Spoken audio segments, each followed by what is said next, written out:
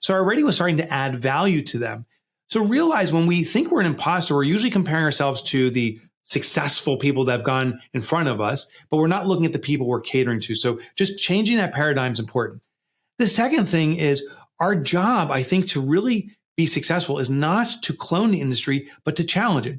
So there's also this amazing strength in being an imposter is that you don't know the rules of the industry, the unspoken rules, the ones that aren't documented anywhere. And the ones, if you're willing to bust it wide open, you redefine the industry. I'm not surprised that the founders of Uber and Lyft were not taxi cab drivers.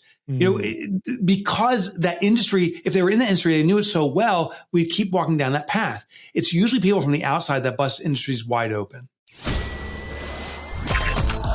Welcome to the Web Design Business Podcast with your host, Josh Hall, helping you build a web design business that gives you freedom and a lifestyle you love.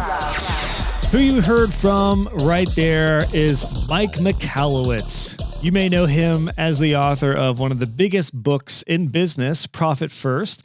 He's also written a slew of other business books. One of my favorites that I recently read, well, I'm almost done reading at the time of recording this, is a book called Fix This Next. He's also written Clockwork and The Pumpkin Plan, a classic marketing book. Anywho, Mike is the real deal. What an honor it was to have him on the podcast. In this interview, we go into quite a few different topics, mainly around some of the topics that he dishes out in Fix This Next, but also some profit stuff, including one of the most challenging topics that I've heard explored, which is the fact that too many sales can actually be a really bad thing for your business. Mike dives into why that is the case and so much more in this episode. I had an absolute blast getting a chance to talk with Mike, so we're going to dive right into it. Now, I only had a half an hour exactly with Mike, so what I'm going to do here is I'm actually going to let you hear the entire call. So typically, when I get on with somebody, particularly if they're notable like Mike, I try to get going in the interview pretty quick. I usually only talk for maybe a minute or two, and then we'll dive in. But I do try to build some rapport. That way, at least they know a little bit about my audience and the show, just in case they haven't had a chance to dig into the show, which most, high profile entrepreneurs and authors are busy. So they're probably not going to listen to 10 episodes and know my life story. So it's also another reason that sometimes I will share the minute version of my story. So if you ever hear me interview an entrepreneur like Mike Michalowicz, or recently with Derek Sivers or Amy Porterfield or somebody like that, who is a notable entrepreneur, it's one reason I generally recap my story pretty quickly to give some context as to my journey. And then of course you as the listener, that way we talk about something that's going to help you. So I'm just going to play the entire call, so you'll get a feel for how I start calls with guests. And yeah, Mike, man, what an awesome guy. I had an absolute blast. I'm going to stop talking. Let's dive in.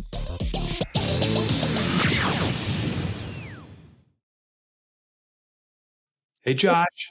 Hey, Mike, how are you doing, man?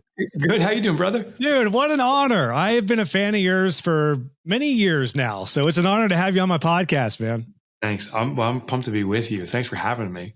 I figure we'll dive right in. I know I only have a half an hour with you. So just to give you some context, my audience are primarily web design business owners. Okay. And I'm not even kidding, man. A high percentage often talk about Profit First. Oh, I love it. That book in particular seems to have really resonated, and I can maybe explain why, but yeah, it's really interesting. A lot of web design business owners really, really get into the Profit First end of things. I thought today it might be kind of interesting to hit on some topics from this one. Oh, I love it. Yeah. So maybe just some things around that, because I am an accidental entrepreneur. Okay. And I think the challenges are different for accidental entrepreneurs versus intentional entrepreneurs. Yeah. So yeah, if that sounds good, figure we'll kind of dive into that kind of thing. Sounds perfect to me. I'm ready, man. Awesome. Let's roll. Well, like I said, to give you some context on my story, I'm not sure if you got to check out my show too much, but I essentially went from being a cabinet maker for a tour bus customizing shop and being a drummer in a metal band. And nice. I got laid off in 2009 and got into the world of graphic design and website design. And then eventually people started asking me to build their websites. And then next thing I know, I had a business. And then 12 years later, here we are. And now I'm teaching it. So by all intents and purposes, I am an accidental entrepreneur. I would love to start out, Mike, with maybe why you feel like, or maybe what the challenges are for accidental entrepreneurs versus intentional entrepreneurs. Yeah. I got to just tell you one thing about drumming. So I was asked, it was in a group and they're doing these icebreaker questions. They said, use a word that no one else will know what it means. It's got to be a real word. I said, paradiddle. And they're like, what? I'm like, paradiddle. And you're like, no such word. I'm like, oh, drummers know paradiddles. We know the paradiddle. I can still do one even to this day. Oh yeah, I'm sure you can. I can't. I can barely.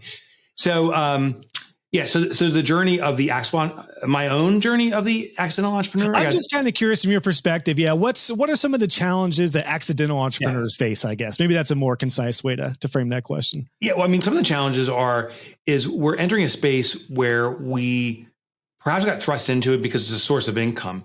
Many accidental entrepreneurs I know, which I would actually consider myself that too. I never intended to be one. I didn't have like dreams one day. I wanted to get a good corporate job. I couldn't. We get put into it and we think that we need to do what we know we're able to do, and that needs to be our vocation. And the challenge is we're pursuing the money, but maybe it doesn't speak to our heartstrings. And that becomes a trap. As the months and ultimately the years and perhaps even the decades grind on, we start to resent our business. Like, oh, I never wanted to do this. Why am I doing this? So I think that's one challenge. And I think we can overcome it. Even staying in the same kind of business, I think there's techniques we can use to give it a form of life that inspires us. I think other challenges are that we try to follow the industry. So we go into an industry, we don't know what to do. So we're like, well, what does everyone else do? Let me just do what they do. And ironically, what brings about ultimately the best growth in businesses is challenging the industry norms, redefining the industry. So I think that's another challenge we face. And then, we also have the outside skepticism. When I started my business, my parents were like, what are you doing? Both my parents had corporate jobs. Are you crazy? You can't make any money. Like, this is a pipe dream. So there was a lot of naysaying from people that loved me and cared for me. And they were speaking from their heart, but they just couldn't see what I had to do or thought would be a good idea. So those are some of the challenges I see specific to the accidental entrepreneur. A couple big ones there. Oh my gosh. Great stuff already, Mike. If we could take this whole conversation to each three of those areas, but community and imposter syndrome, two things that you hit on there. Yes, I totally agree. The importance of being in a like-minded community, especially in my field of web design, it is crucial because family members are not going to understand what we do. So that's a great reminder that if you are not in an online community, what a disservice, right? Especially now and in the online world. I mean, like people are more used to online entrepreneurs, but it still seems like the corporate world is catching up to what we're doing in the online business world. Yeah, I actually have a little hack I use when someone's a naysayer and say, "What are you doing?" When I became an author, I got all that feedback like authors don't make money. Well, what I did is when someone says you can't be successful doing something, ask that person, say, "Well, tell me how you did that thing." And most naysayers, well, I never tried it. So their perspective is of little value. But people who've done something that I want to do, like someone's been an author, says, don't become an author. Oh, I'm going to listen to every single word and take every single note of what they experienced. But we have to also interview the people who've been very successful at it. I was lucky. By happenstance, I ran into Tim Ferriss. There was a TV segment I was going to be on. I got invited and he did too. And we're sitting next to each other in the green room. I got a half hour of unabated time. And I said to Tim, I said, can you be successful being an author? And he kind of looked around like there was some kind of candid camera there. He's like, yeah. He goes, you can become a millionaire. Are you kidding? So the perspectives matter a lot. And when you have a community, an online community, or wherever your community exists, seek out the people who've been very successful in that space. Get their stories. It's very easy to find the people that struggled, and you should learn what mistakes they made, but get that counterpoint too of what made people successful. And maybe you'll map a path for yourself. I love that. I love that tip.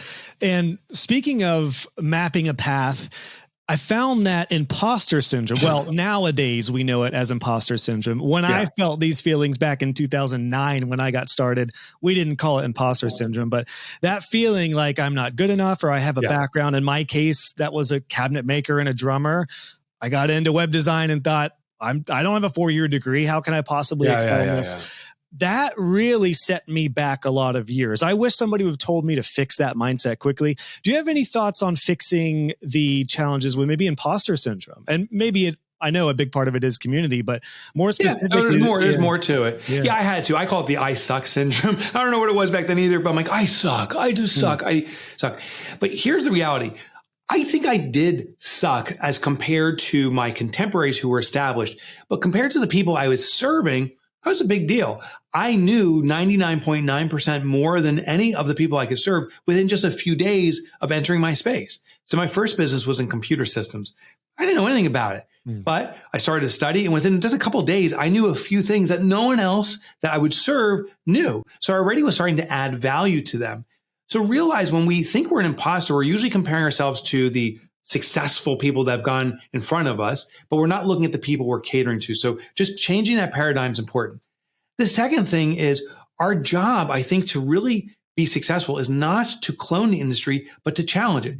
So there's also this amazing strength in being an imposter is that you don't know the rules of the industry, the unspoken rules, the ones that aren't documented anywhere. And the ones, if you're willing to bust it wide open, you redefine the industry. I'm not surprised that the founders of Uber and Lyft were not taxi cab drivers. Because that industry, if they were in the industry, they knew it so well, we'd keep walking down that path. It's usually people from the outside that bust industries wide open. I love that point, Mike. That is such an important tip for everyone who has a background that is different, which quite honestly, one reason I love web design is generally everyone is from an odd background. It's like a lot of musicians, a lot of people from different fields. There's not too many people I know who went to a 4-year degree and are online business owner, web designers. A friend of mine said it so eloquently that you don't need to be, in my case, the best web designer. You just need to be the best web designer in your client sphere. And I think that so perfectly nails that point of like, just be really good for your clients because you look like the expert. Yeah. We, meaning the collective humanity, often has this view that when we're competing, we think the entire world is our competition, but that's not true. I'll give you a quick story. My son, this is many years back when he was 6 years old or something. So this is about 16 years ago. The Olympics were on, and Michael Phelps was, I think it was the second or third Olympics. He was winning all these gold medals. And I had subsequently a non-proud father moment, but I thought I was going to teach my son what it is to be the world's best. And there's one particular race, Phelps is swimming. He's in last place as they're going along. Then he's halfway through the pack. At the very end, he leaps out of the water, slaps the wall to win this race by 0.001 seconds or something, wins a gold medal. I jump up out of the couch and I'm like, oh my gosh, Jake, to my son, that's the world's best. Drive, commitment, practice, all paid off. And out of babes' mouths, my 6-year-old son looks up at me and goes, Daddy, he's not the world's best. Jimmy Michalowicz is the world's best. And I remember, and this I'm going to swear, I remember saying, I looked at Jake and I said, who the fuck's Jimmy Michalowicz? which is not a proud dad. I'm like embarrassed. I'm like a little red face now. I'm embarrassed to say that to my 6-year-old son. But I said it. And he goes, Jimmy is the kid who can swim across the lake in our town. Well, that was the realization, the eye opener. Oh my gosh, the world is defined differently by every consumer. I was looking at the Olympic platform. He's looking at his kindergarten class. Our customers, their world is a community. And if you can swim across that lake or make the biggest cannonball splash, you are the winner for that community. So the first thing we need to know is, who is the world? Ask your customers, where do you congregate? Where do you go? Where else do you learn? What are your other vendors? Start learning what their world is and become the best as defined by your uniqueness. You don't have to be the fastest web designer you could be. You don't have to be the most intricate you could be. You could be the simplest. You could be the funniest. You could be the most graphic oriented. Just be the most of something for that community and you will be the best. So good, man. Before we got going here, I told you me and my audience are massive fans of Profit First. I think a lot of that is because there's so many who are accidental entrepreneurs, and terms like profit and sustainability are the last things that we think about in the beginning. The other big book of yours that have changed my life recently is right here, Fix This Next, for anyone watching on YouTube. A lot of great stuff in here. I know we don't have too much time to dive into everything, but I would love if you would expand on the printer story, because I think that's the printer jamming story that you mentioned in here. Yeah. Can you expand on that? Because I thought that so perfectly summed up what I see a lot of my students do, where they're just like stuck on one problem and they're just trying to do it their way. Can you expand on that a little bit? Yeah. So, when we find that there's a problem, I think rarely do we take pause to say what could be the causes. We just go after the common suspects, or we go down the path we've always followed. So I had an experience with this printer and I put it in there. All of a sudden the printer wasn't printing. I'm like, oh my God, I have this big report to get done. What's going on? So clearly it's the toner. I pull it out. I shake it where you're supposed to do the toner, jam it back in. It doesn't print. I'm like, what the hell? Oh, maybe it's the holder mechanism, which is called a drum for the thing. I pull it out, but I'm getting frustrated because time is working against me. I crunch it in. I flip it back, pull paper out if it's jammed or not. All this stuff. I actually damaged the printer in the process. I made the problem worse. It ends up, there was a paper clip that was simply jammed in the back. Just one little pluck of the paper clip and the whole thing was humming along. The point is, I tried to fix everything and nothing got fixed. And in some cases, and in that case too, I made the circumstances worse. So what I try to teach myself and businesses is when a problem presents itself, we first want to, as best we can, identify the root cause, not by random testing, but just going, what's the likely cause? Ironically, if I just look at the panel, it said jam on it. So it wasn't the toner, it wasn't the drum. I could have just opened these different ports. And at least I would have been closer to finding the solution. In our business, when something's not working the way we want, let's first take pause, identify what the possible causes are, then often start off with the easiest, most likely fix. And if that doesn't fix it, return it carefully to its prior state and go after the next easy, most likely fix. And within 2 or 3 iterations, in many cases, you're going to solve that problem and move forward. I love that. I just love that story because I've heard different stories that are similar. I think one of my favorite directors is James Cameron, and I think he was writing the first Avatar when he talked about being stuck on a part of a script, and he just stayed in his office and was just banging his head against the wall, literally trying to get this figured out.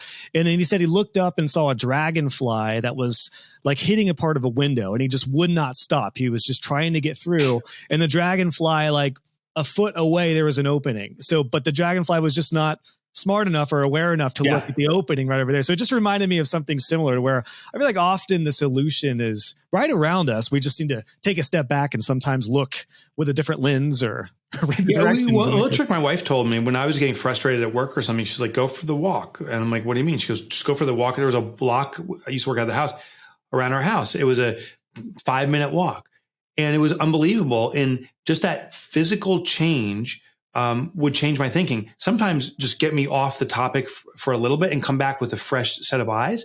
And that could be the game changer. I'm so glad you mentioned that, Mike, because that is a key, especially for my students, everyone listening right now, for web designers. I think this is tricky for those of us who have maybe a blue collar background like myself. I'm used to getting my work boots on, and I feel like working is me behind a computer. And it took me years to figure out that some of the biggest needle movements in my business were when I was on a walk or I was in the shower and I thought of something and it hit me, or I'm shopping with my wife and I'm bored in Sephora. And then I'm like, oh my gosh, this is it. Some of those moments happened away from the keyboard. Yeah. So I just wanted to back that point up with that idea. Yeah. But I got a counter story that I got to share.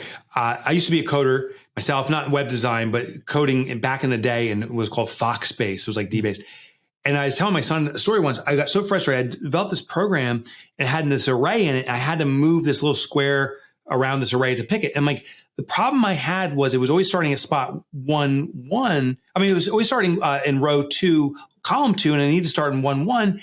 It was so frustrating. So I finally just set the array with a hack. I put in start in its current spot -1, -1, and push it back there. And then my son looked at me and he goes, oh, it's because everyone makes that mistake. An array starts not at 1, 1, it starts at 0, 0. If you simply said to set 0, 0, it would work. I'm like, oh my God, you just figured out a problem I had 35 years ago. I wish I asked someone. I was trying to force my way through it. If I just asked someone else, they may have had the answer for me like that. Don't be a dragonfly is what I did. I was a dragonfly for 35 years.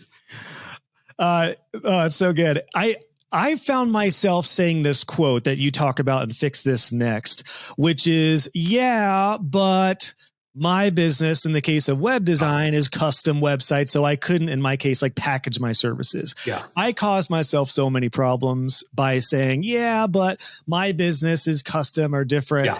Can you share some highlights of that point of what, and I agree with you 100% in the book. You talk about how pretty much all of the business problems, whether it's a $2 million business or a $200,000 business, are so similar. Can you share some thoughts and across most industries? So what I did is I studied hundreds of businesses, but in all different industries, to look for the common, what I call DNA, the common makeup, just to give a parallel for humanity.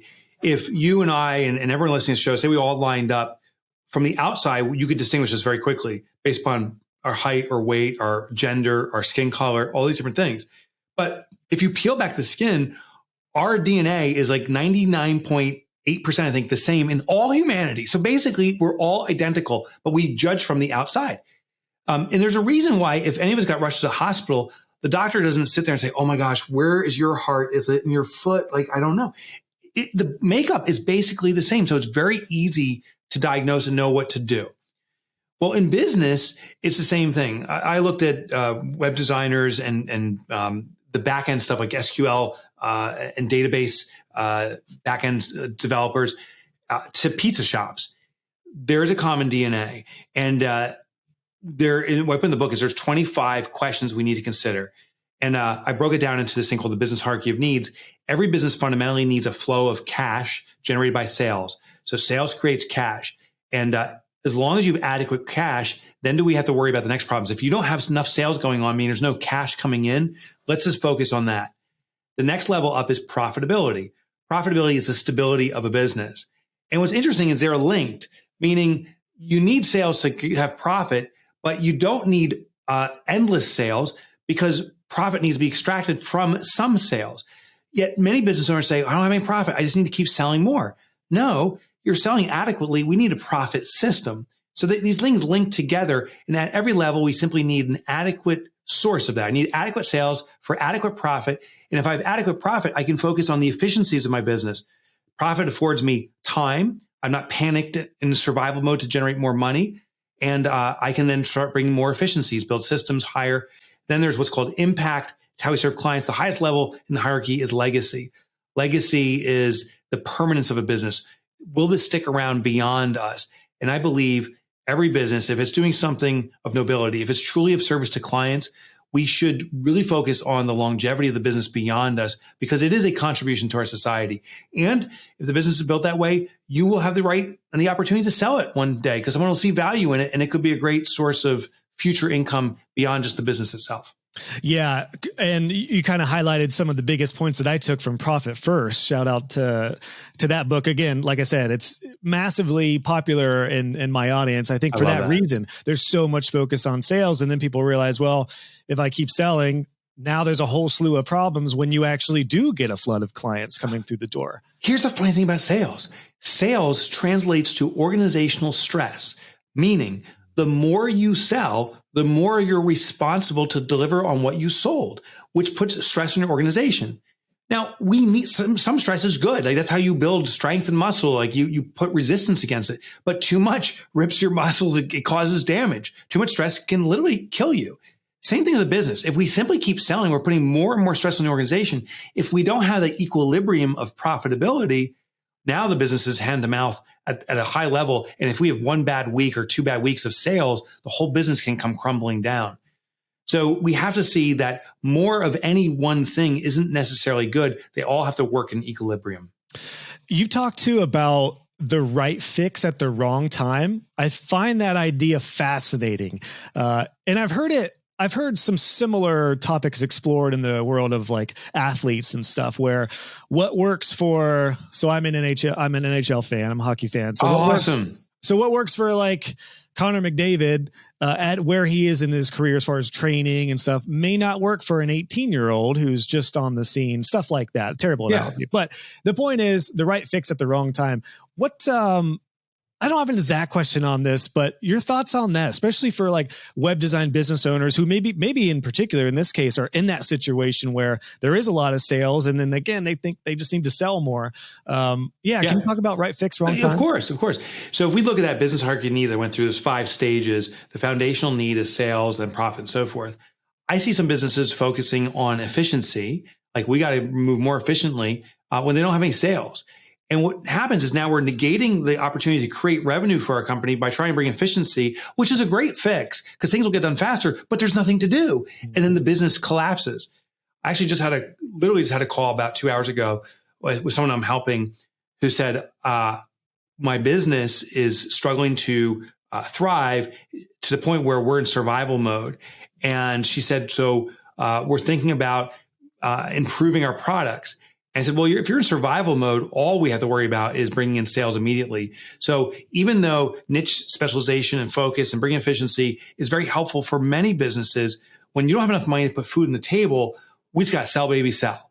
So we're going to actually diversify. We're going to go out to existing customers and we're going to introduce new products and services because we are, in this case, in a not a panic, but pretty close to it, to making money. So we have to understand what stage we're in. But the ironic thing is some businesses get into this panic to make money, not because they need more money, but because they don't have a profit system in place or whatever. So they're not retaining the money. So money's just flowing through and going back out.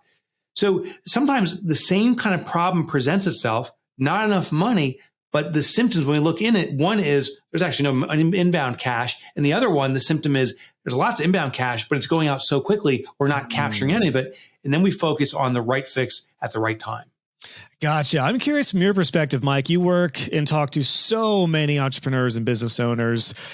What have you seen that's common after the wake of COVID and stuff? Like, I know there's just so much fear with a looming recession and everything. And I've seen in my industry that there's a back off on taking care of current clients and such a push for new clients. Whereas I've always been of the mindset of take care of the people who you have right in your sphere, your current client base. Oh yeah.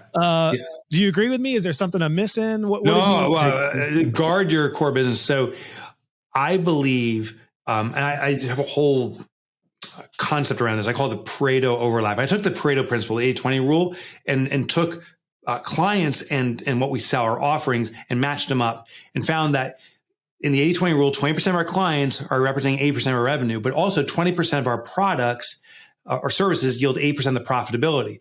So then the question is, who are the best clients, that 20% who are buying the best stuff, that 20%? Well, 20% times 20% is 4%. 4, maybe 5% of your client / product mix is the heart of your organization. And we need to do everything to protect them and cater to them. So I agree with you 100%. Know who those key clients are who are keeping your business most profitable and always prioritize them. But there's one component I want to add that many people ignore, particularly in a recession.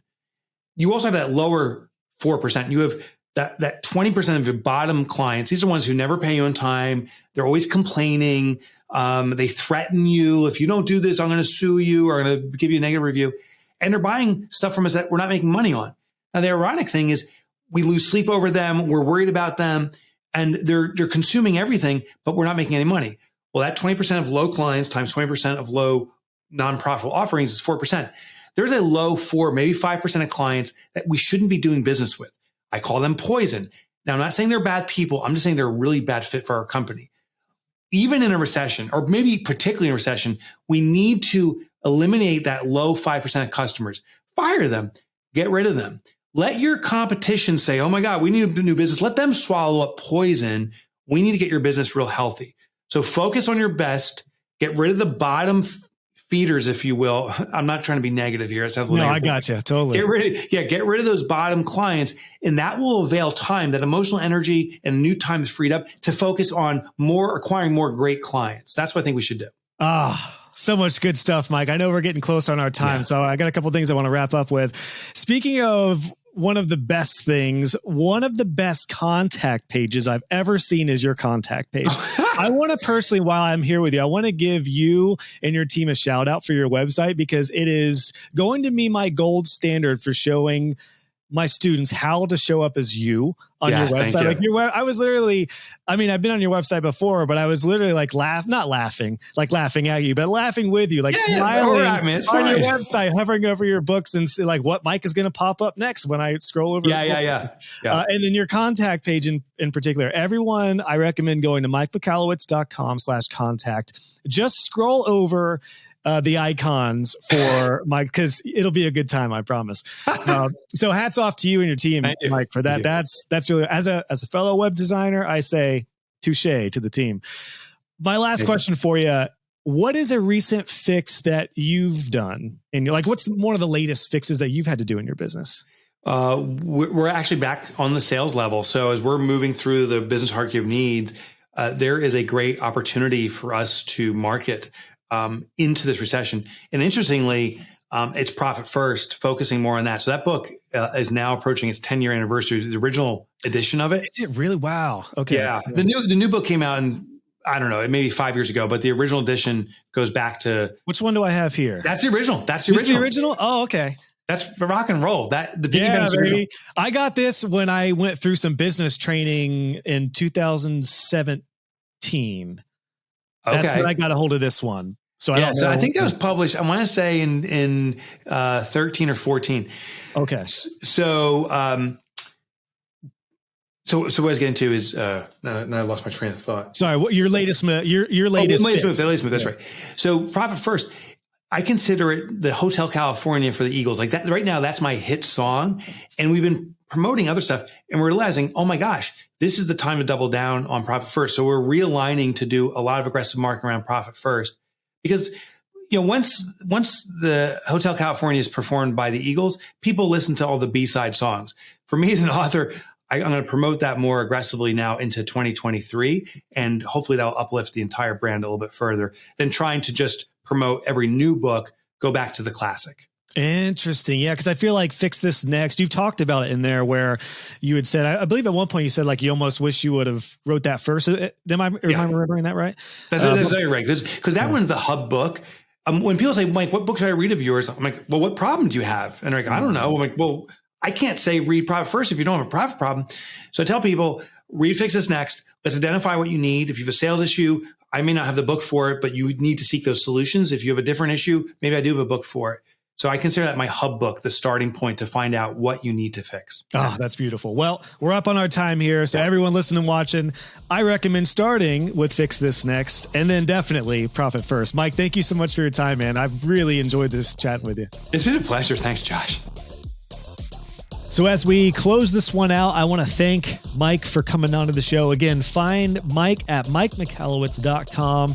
We were just joking about it, but I highly recommend checking out his contact page, if anything, just for a nice smile, because his team has really done a good job with keeping his site fun and based off his personality. I hope you enjoyed some of the topics we covered in this one. If you have, feel free to reach out to him. Let him know you heard him on the podcast. Again, my favorite book of his is Profit First and Fix This Next. The next book I plan to personally get into is called The Pumpkin Plan of his. I can't believe I haven't read that. I know it's a marketing classic, so I'm excited about that one. Either way, check him out. And again, I want to thank Mike for being on the show. Thank you for listening. And again, make sure you subscribe and get ready for the next one, because we've got some awesome interviews coming up. If you did enjoy this episode, I would ask you that you please consider sharing it. If you know a friend who might benefit from this, or another web design business owner, or somebody you know as a colleague, send this episode over to them. Let them know to check it out, especially since it's a quicker episode. I only had a limited time with Mike. What an awesome guy. I can't wait to have him on again one day in the future. Thank you again for being here. See you on the next episode.